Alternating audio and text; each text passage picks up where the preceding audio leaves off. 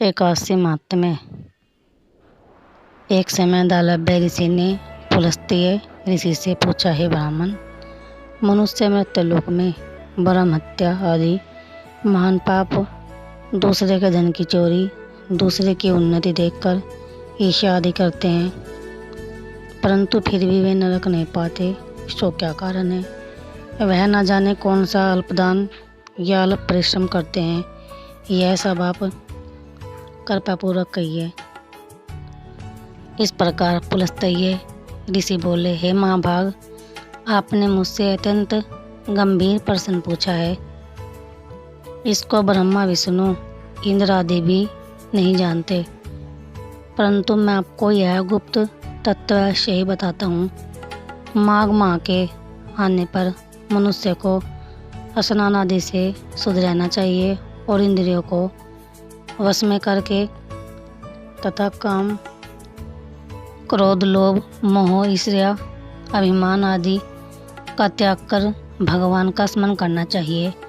हाथ पैर धोकर पुष्य नक्षत्र में गोबर, कपास, तिल मिलाकर कंडे बनाना चाहिए। वह इन कंडों से 108 बार हवन करे और यदि इस दिन मूल नक्षत्र और द्वादशी हो तो नियम से रहे। स्नान आदि नित्य क्रिया से शुद्ध होकर भगवान की पूजा कीर्तन करना चाहिए।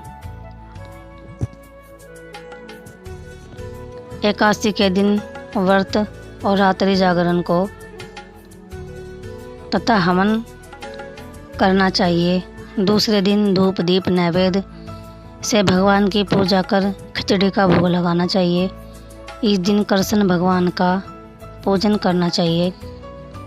पेठा, नारियल, सीताफल या सुपारी सहित अर्घ्य देना चाहिए और फिर स्तुति करनी चाहिए। हे भगवान, आप असरणों को शरण देने वाले हैं। आप संसार में डूबे हुए का उद्धार कीजिए। हे पुंडरीकाक्ष, हे कमल नेत्रधारी, हे विश्व भगवान, हे जगत गुरु, आप लक्ष्मी जी सहित मेरे इस तुच्छ अधर्य को स्वीकार करो। इसके पश्चात ब्राह्मण को जल भरा कुंभ प्रदान करना चाहिए। ब्राह्मण को श्यामा गाय और तिल पात्र भी देना चाहिए। तिल स्नान और भोजन में श्रेष्ठ है, अतः मनुष्य को तिलदान भी करना चाहिए। इस प्रकार जो मनुष्य जितने तिल का दान करता है वह उतने ही वर्ष स्वर्ग में निवास करता है। तिल स्नान, तिल का उबटन, तिल का हवन, तिलोदक, तिल का भोजन, तिल का दान, यह षट्तिल एकादशी कहलाती है। इससे अनेक प्रकार के पाप नष्ट हो जाते हैं। नारद ऋषि बोले, हे भगवान, आपको नमस्कार है। इस षट्तिल एकादशी का क्या पुण्य और क्या कथा है, सो कहिए। श्री कृष्ण भगवान बोले, हे नारद, मैं तुमसे आंखों देखी सत्य घटना कहता हूँ। प्राचीन काल में मृत्युलोक की सत्य घटना कहता हूँ। प्राचीन काल में मृत्युलोक में एक ब्राह्मणी थी। वह सदैव व्रत किया करती। एक समय वह एक माह व्रत करती रही। इससे उसका शरीर अत्यंत दुर्लभ हो गया,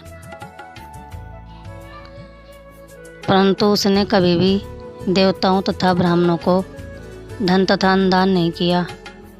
इस प्रकार मैंने सोचा कि इस ब्राह्मणी ने व्रत आदि से अपना शरीर शुद्ध कर लिया है और इसको वैष्णव लोक भी मिल जाएगा, परंतु इसने कभी भी अन्नदान नहीं किया है। इससे इसकी तृप्ति होना कठिन है।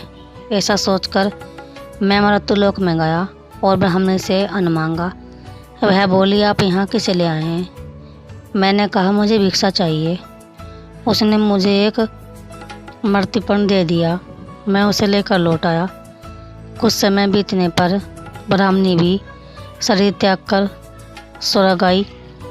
मृत्यपण के प्रभाव से उसे एक आत्मग्रह मिला, परंतु अपने को वस्तुओं से सुनने पा।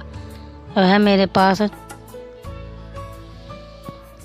आई और बोली, हे भगवान, मैंने अनेकों व्रत आदि से आपकी पूजा की है, परंतु फिर भी मेरा घर वस्तुओं से शून्य है।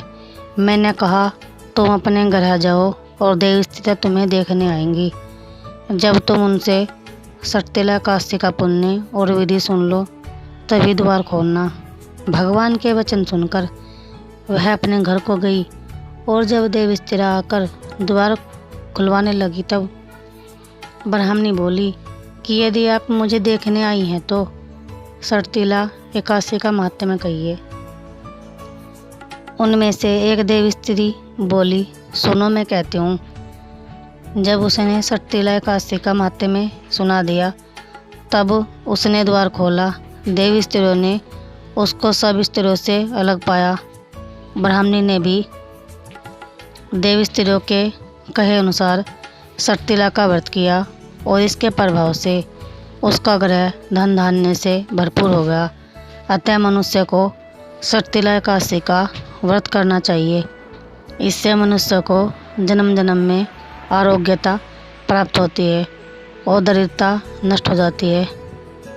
इस व्रत से मनुष्य के समस्त पाप नष्ट हो जाते हैं। बोले लक्ष्मीनारायण भगवान की जय।